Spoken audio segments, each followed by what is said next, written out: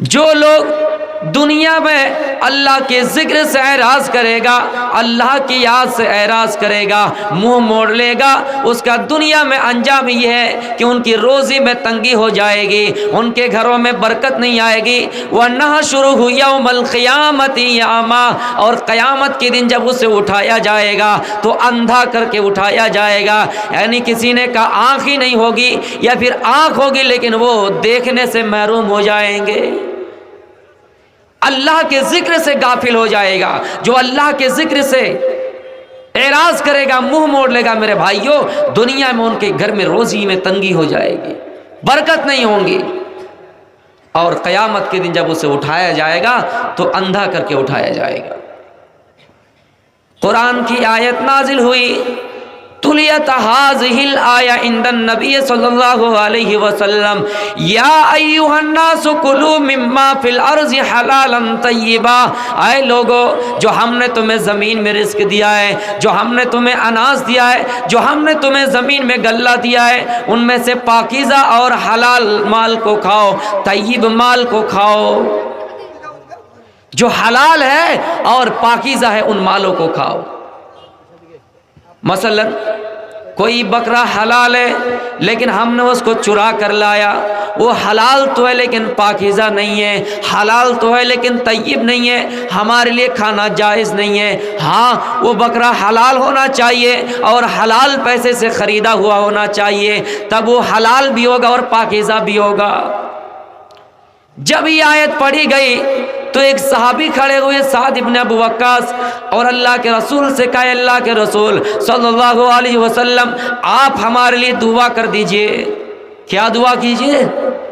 تاکہ ہم مستجاب الدعوہ بن جائیں، جو بھی اللہ تعالیٰ سے دعا کرے اللہ رب العالمین ہماری دعا قبول کر لے، یعنی اللہ سے ہم جو مانگے اللہ رب العالمین مجھے عطا کر دے، ہم مستجاب الدعوہ بن جائیں۔ اے اللہ کے رسول، آپ ہمارے لیے دعا کر دیجئے۔ آپ نے فرمایا، اطب مطعمک، اپنی خوراک کو پاک کر لو، اپنی غذا کو پاک کر لو۔ اے سعد، مجھے دعا کرنے کی ضرورت نہیں ہے، یہ جو تم کھانا کھا رہے ہو، یہ جو تم غذا کھا رہے ہو، یہ جو تم اناج کھا رہے ہو، یہ جو اللہ رب العالمین تمہیں غلہ دے رہا ہے، اس کا تم جائزہ لے لو کہ ہم حلال کھا رہے ہیں یا حرام کھا رہے ہیں۔ اگر ہم نے حرام کھایا تو ہماری دعا قبول نہیں ہوگی اور ہماری عبادتیں قبول نہیں ہوگی، اگر ہم نے حلال کھایا تو ہماری دعا قبول ہو جائے گی۔ یعنی دعا اگر قبول کروانا چاہتے ہو تو حلال کی طرف دھیان دو۔ میرے بھائیوں، اس کے بعد اللہ کے رسول صلی اللہ علیہ وسلم نے جو جملہ ادا کیا اس پر غور کیجئے۔ آپ نے فرمایا، اللہ کی قسم، اس شخص کی 40 روز تک کوئی عبادت قبول نہیں ہوگی، نماز قبول نہیں ہوگی، روزہ قبول نہیں ہوگا، حج قبول نہیں ہوں گے، زکوٰۃ قبول نہیں ہوں گے، جس نے حرام کا ایک لقمہ اپنے پیٹ کے اندر ڈالا، جس نے حرام کا ایک لقمہ اپنے پیٹ کے اندر ڈالا۔ اس کے بعد فرمایا کہ جس نے حرام کی پرورش سے پلا ہے، جس کی پرورش حرام سے ہوئی ہے، اس کے لیے آگ بہتر ہے۔ جس نے سود کھا کر، بیاج کھا کر اپنی پرورش کی ہے، اپنے آپ کو پالا ہے، اپنے آپ کو پوسا ہے، اس کے لیے بہتر ہے، آگ بہتر ہے، اس کے لیے جہنم بہتر ہے۔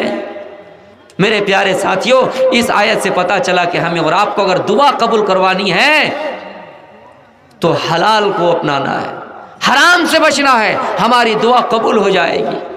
آج فلسطینی مسلمانوں کو مارا جا رہا ہے، ان کے بچوں کو کاٹا جا رہا ہے، ان کے معصوم بچے کو تڑپا تڑپا کر مارا گیا، ہم دعا کر رہے ہیں لیکن ہماری دعا قبول نہیں ہو رہی ہے۔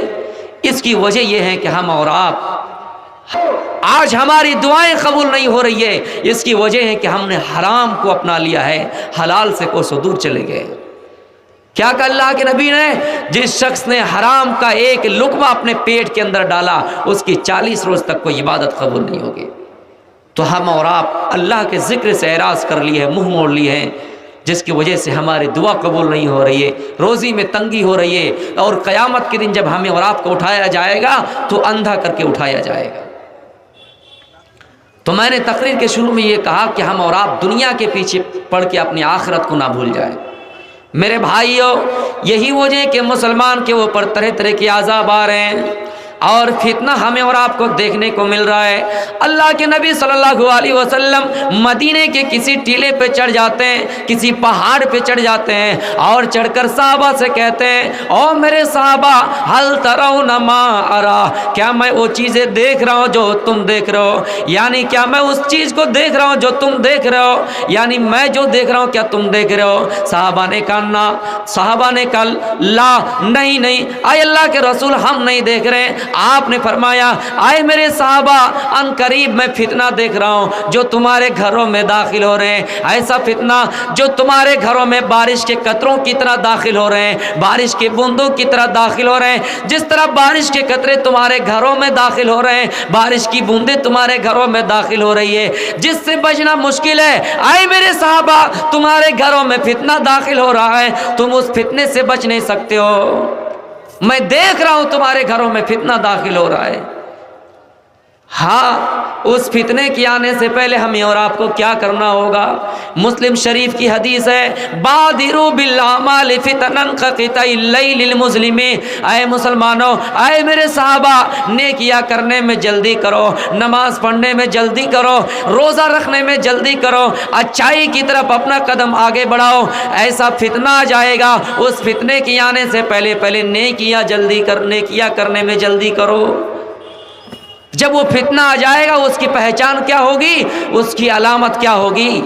ققطع اللیل المظلم، جس طرح تاریک رات اندھیریوں میں بدل جاتے ہیں، ہمیں اور آپ کو کچھ دکھائی نہیں دیتا ہے، رات بالکل اندھیری ہو جاتے ہیں۔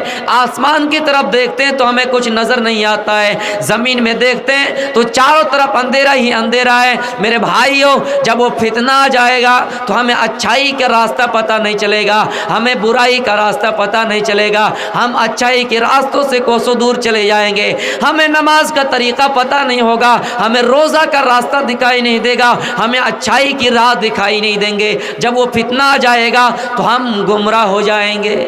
اس کا سٹیک ترجمہ یہ ہے، جب وہ فتنہ آ جائے گا تو ہم اور آپ گمراہ ہو جائیں گے۔ اس وقت ایمان کی کیا گارنٹی ہوگی؟ یصبح الرجل مؤمنا ویمسی کافرا او یمسی مؤمنا ویصبح کافرا۔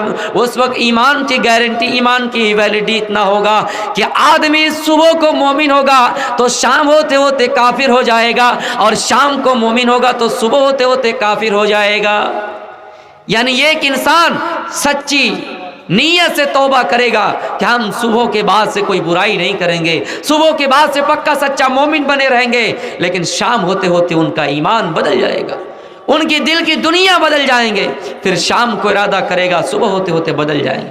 ایسا کس لیے ہوگا کہ ہم پر ڈنڈے چلائے جائیں گے، ہم پر لاٹھیوں کی بوچھار کیے جائیں گے؟ نہیں، یبیع دینہ بعرض من الدنیا، لوگ دنیا کے خاطر، دنیا میں چند درہم و دینار کے خاطر اپنے ایمان کا سودا کر لیں گے۔ ایسا اس لیے ہوگا، آپ نے فرمایا لوگ دنیا کے چند ٹکوں کے خاطر، چند سکوں کے خاطر اپنے ایمان کا سودا کر لیں گے، اپنے ایمان کو بیچ ڈالیں گے۔ میرے بھائیوں، دیکھ لیجئے، جب گواہی کا موقع آتا ہے، ہمیں کسی پارٹی کی طرف سے 2-4 ہزار روپیہ مل جاتا ہے یا 500 روپیہ مل جاتا ہے، ہم اپنے ایمان کو بدل دیتے ہیں، ہم اپنا ارادہ بدل دیتے ہیں، ہم اپنی نیت کو بدل لیتے ہیں۔ میرے پیارے ساتھیوں، آج یہی وجہ ہے کہ مسلمانوں کے اوپر عذاب آ رہا ہے، مسلمانوں کو جگہ جگہ پہ گولیوں سے بھوندا جاتا ہے۔ اللہ کے رسول صلی اللہ علیہ وسلم نے 1400 سال پہلے یہ پیشین گوئی کی تھی۔ ابو داؤد کی حدیث ہے، آپ نے فرمایا یوشک الامم ان تداع علیکم کما تداع الاکلۃ الی قصعتها۔ اے میرے صحابہ، اے میرے مسلمانوں، اے میری جماعت کے لوگوں، دیکھنا تم پر ایک ایسا زمانہ آئے گا، تم پر ایک ایسا زمانہ آئے گا جس میں دنیا میں سارے لوگ آپس میں کمپٹیشن کریں گے، دنیا کی ساری قومیں تم پر مقابلہ کریں گے اور تمہیں مارنے کے لیے آئیں گے، تمہیں ذلیل کرنے کے لیے آئیں گے، وہ تمہارے پیچھا کریں گے، دنیا کی ساری قومیں تم پر ٹوٹ پڑیں گی، دنیا کی ساری قومیں مسلمانوں کو مارنے کے لیے ٹوٹ پڑیں گے۔ اور کیا مثال دیے؟ جیسے لوگ دسترخوان پہ کھانا کھانے کے لیے ٹوٹ پڑتے ہیں، کوئی کھانا کھا رہا ہے، کوئی انتظار میں ہے کہ یہ کھانا کھا کر کب فارغ ہو جائیں، ہم کھانا کھانے کے لیے بیٹھیں گے۔ وہ کھانا کھانے والا جلدی جلدی کھا رہا ہے کہ ہم کھا کے فارغ ہو جائیں گے تو ان کی باری آئے گی، ان کی باری آئے گی، یہ کھانا کھانے کے لیے بیٹھیں گے۔ اے مسلمانوں، دنیا کی ساری قومیں آپس میں کمپٹیشن کریں گے، مقابلہ کریں گے تمہیں مارنے کے لیے۔ یہود و نصارہ ایک ہو جائیں گے اور سب مل کے تمہیں مارنے کے لیے تیار رہیں گے۔